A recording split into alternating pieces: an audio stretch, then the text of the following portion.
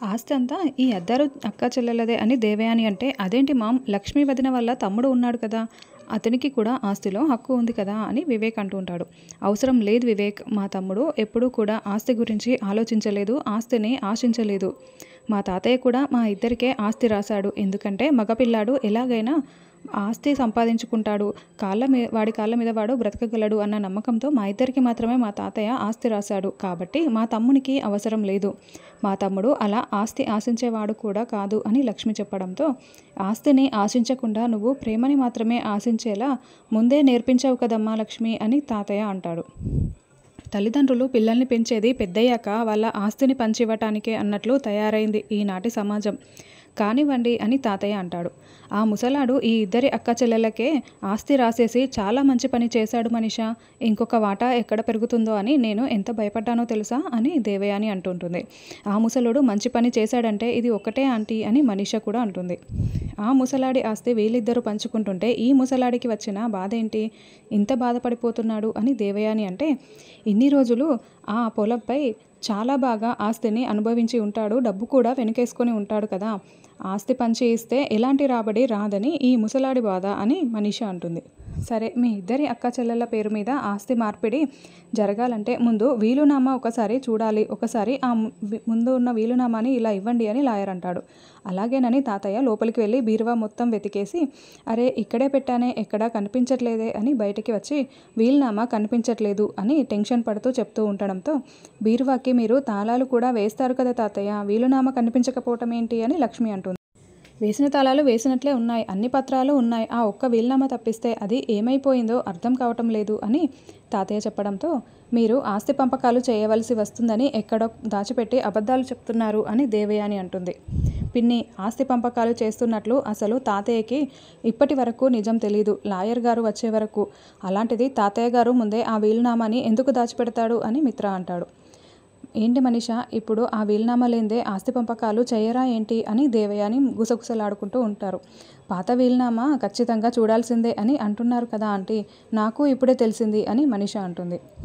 మా తాతయ్య గారు ఏవైనా కూడా చాలా జాగ్రత్తగా దాచిపెడతారు, మా తాతయ్య గారంటే మాకు అంత నమ్మకం అని లక్ష్మి చెప్తుంది.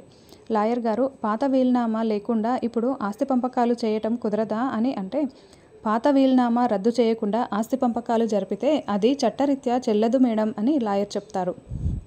అది విని మనీషా దేవయాని టెన్షన్ పడుతూ ఉంటారు.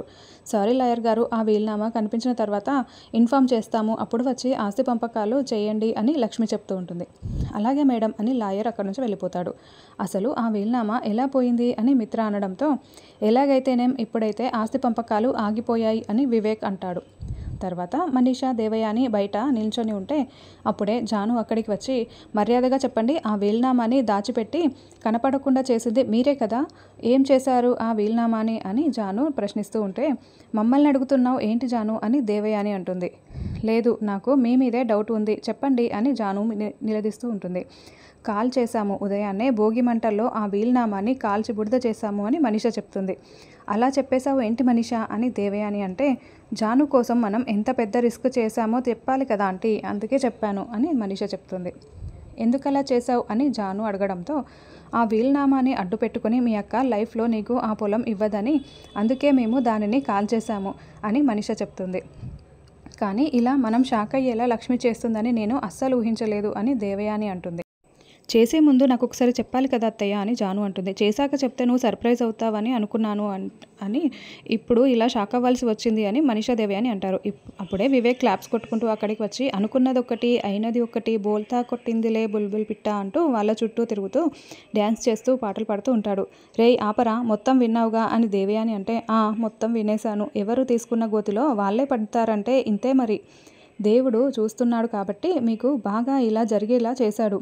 ఇప్పుడు ఆ వీలునామా ఉంటేనే ఆస్తి మీ చేతికి వస్తుంది, లేకుంటే రాదు, మీరేమో దానిని కాల్ చేశారు, వాట్ ఏ ట్విస్ట్ అని వివేక్ అంటే, ఇప్పుడు నష్టపోయింది జాను మాత్రమే కాదు నువ్వు కూడా వివేక్ అని మనీష అంటుంది.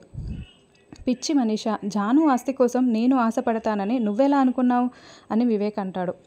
జాను పొలం కోసమే ఈ ఊరు వస్తున్నామని చెప్పి కదా నువ్వు మమ్మల్ని తీసుకువచ్చావు అని దేవయాని అంటే, పిచ్చి మామ్, గేలం వేస్తేనే కదా చేప పడేది, ఈ పొలం గేలం వేసి మిమ్మల్ని ఊరు వచ్చేలా చేశాను అంతేనని వివేక్ చెప్తాడు. జాను పొలం వస్తే నువ్వు సపరేట్గా బిజినెస్ ఓన్గా పెట్టుకోవచ్చు వివేక్ అని మనీష అంటే, వాళ్ళ దగ్గర చెయ్యి చాచే అవసరం మనకు రాదురా అని దేవయాని అంటుంది. చెయ్యి చాచుతున్నామని నువ్వు అనుకుంటున్నావు, చెయ్యుతనిస్తున్నారని నేను అనుకుంటున్నాను. మనం అడగకుండానే మన పేరు మీద ఫ్యాక్టరీ పెట్టేస్తున్నారు. అంతేకాకుండా ప్రూవ్ చేసుకుంటే వాటా కూడా ఇస్తామని చెప్తున్నారు. ఇంతకన్నా ఏం కావాలి మామ్ అని వివేక్ అంటాడు. ఇక మనకు ఆ ఫ్యాక్టరీనే గతి అని జాను అంటే, పొలం కూడా వచ్చి ఉండేది, మీరే చేతులారా నాశనం చేసుకున్నారు అని వివేక్ అంటాడు. నేను మీ మంచి కోసమే చేశాను వివేక్ అని మనీష అంటే, అడ్డుదారిలో చేసేది ఎప్పుడు కూడా మన చేతిలో నిలవదు మనీష, ఈజీగా చేజారిపోతుంది. చూడు జాను, నీకు మంచి చేసేది అంటే కేవలం లక్ష్మీ వదిన మాత్రమే. వీళ్ళ మాటలు వింటే నువ్వు చాలా బాధపడాల్సి వస్తుంది. ఇప్పటికైనా లక్ష్మీ వదినని అర్థం చేసుకో అని వివేక్ వార్నింగ్ ఇచ్చి వెళ్తూ ఉంటాడు. పిల్లలిద్దరూ లక్ష్మీమిత్రని బయటికి లాక్కు వస్తూ ఉంటారు. ఎక్కడికి పిల్లలు అని లక్ష్మీమిత్ర అడుగుతూ ఉంటే, మాకు ఊరు చూడాలని ఉంది, పదమ్మా వెళ్దాం పద డాడ్ అని పిల్లలు అడుగుతూ ఉంటే, ఇప్పుడు వద్దులే అని లక్ష్మి అంటుంది. వెళ్దాంలే లక్ష్మి, ఉండు ముందు కారు తీసుకొస్తాను, పిల్లలు అంతగా అడుగుతున్నారు కదా అని మిత్ర అంటే, కార్లో వద్దు డాడ్, అదిగో ఆ ట్రాక్టర్లో వెళ్దాము అని పిల్లలు చెప్తారు.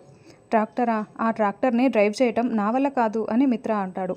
నేను చేస్తాను మిత్ర గారు, నాకు ఇది చాలా బాగా అలవాటే. ఓపెన్ టాప్ కార్ లాగా ఈ ట్రాక్టర్లో వెళ్తే ఊరు కూడా చాలా బాగా చూడొచ్చు, ఆ ఎంజాయ్మెంట్ కూడా చాలా బాగుంటుంది అని లక్ష్మి అంటుంది. అలాగేనని మిత్ర అంటాడు. అప్పుడే తాతయ్య అక్కడికి వచ్చి ఎక్కడికమ్మా అని అడగడంతో, ఊరు చూడటానికి వెళ్తున్నాం అని లక్ష్మి చెప్తుంది. ఊరు చూడ్డానికా అని తాతయ్య షాకింగ్గా అడుగుతూ ఉంటే, ఈ ముసలాడు ఏంటి మనీష అంత టెన్షన్ పడుతున్నాడు అని మనీష దేవయాని చాటుగా వింటూ అనుకుంటూ ఉంటారు. ఏంటి తాతయ్య ఎందుకు టెన్షన్ పడుతున్నారు అని లక్ష్మి అడగడంతో, పండగ రోజు బయటికి ఎందుకమ్మా, ఇంట్లోనే ఉండండి, ఊరు ఇంకో రోజు చూసుకోవచ్చులే అని తాతయ్య చెప్తారు. నేనేమీ టెన్షన్ పడలేదు అని చెప్తారు. లేదు తాతయ్య, మాకు ఇంట్లో బోర్ కొడుతుంది అని జున్నులకి చెప్తారు, అందుకే తీసుకువెళ్తున్నాం, ఏమీ కాదులేండి తాతయ్య అని లక్ష్మి కూడా బయలుదేరి వెళ్తూ ఉంటుంది. అయ్యో భగవంతుడా, వీళ్ళు బయలుదేరి వెళ్తున్నారే, ఇప్పుడు ఏం జరుగుతుందో ఏంటో అని తాతయ్య టెన్షన్ పడుతూ ఉంటారు. అప్పుడే దేవయాని మనీష అక్కడికి వచ్చి, ఏంటి పెద్దయినా మీరెందుకు అంతలా టెన్షన్ పడుతున్నారు, వాళ్ళు ఊర్లోకి వెళ్తుంటే అని అడుగుతూ ఉంటే, లేదమ్మా, ఊర్లో ఒక పెద్ద సమస్య ఉంది. ఈ ఊరిని అనుకొని అచ్యుతాపురం అనే ఒక ఊరు ఉంది. లక్ష్మి వాళ్ళ పొలం కొనాలన్న వాళ్ళ కళ్ళు ఆ ఊరిలో ఉన్న పొలాలపై పడ్డాయి. పొలాల్ని కొనకుండా లక్ష్మి ఎక్కడ అడ్డుపడుతుందోనని ఆ వ్యక్తులు ఆ ఊరిని మొత్తం కూడా కొనదలుచుకున్నారు. ఆ ఊరు మొత్తాన్ని కొనేసి అక్కడ ఫ్యాక్టరీ పెడుతున్నారు. కొంతమందిని డబ్బుతో కొంటే ఎదురు తిరిగిన వాళ్ళని కొడుతున్నారు. పొలాల్ని అక్కడ తవ్వేస్తున్నారు. రోడ్లు కూడా తవ్వేస్తున్నారు. ఇండ్లు కూల్చేస్తున్నారు. ప్రాణాలు కూడా తీసేస్తున్నారు. పొలాలు బాగా పండితే ఆ పొలాలను కూడా నాశనం చేస్తున్నారు. మనుషులు తన ప్రాణాలని అరచేతుల్లో పెట్టుకొని పారిపోయే పరిస్థితి వచ్చింది అని తాతయ్య చెప్తూ ఉంటాడు. ఆ ఊరు లక్ష్మిది కాదు, అక్కడ జనాలు లక్ష్మికి సంబంధించిన వాళ్ళు కాదు, మీరెందుకు లక్ష్మి వెళ్తుంటే టెన్షన్ పడుతున్నారు అని దేవయాని అంటుంది. లక్ష్మి మంచితనమే లక్ష్మికి సమస్యగా మారుతుందమ్మా. లక్ష్మిని ఊర్లో వాళ్ళు ఎందుకు గౌరవిస్తారో తెలుసా? వాళ్ళ తాతయ్య వల్ల మాత్రమే కాదు.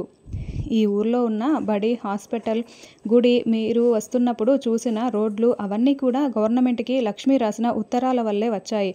అందుకే లక్ష్మి అంటే ఈ ఊర్లో వాళ్ళకి చాలా అభిమానం.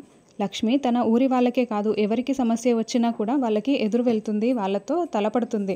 ఇప్పుడు లక్ష్మికి ఈ విషయం తెలిసిందనుకో, ఖచ్చితంగా వాళ్ళతో తలపడుతుంది. అందుకే నా భయం అంతా కూడా అని తాతయ్య చెప్తూ ఉంటారు.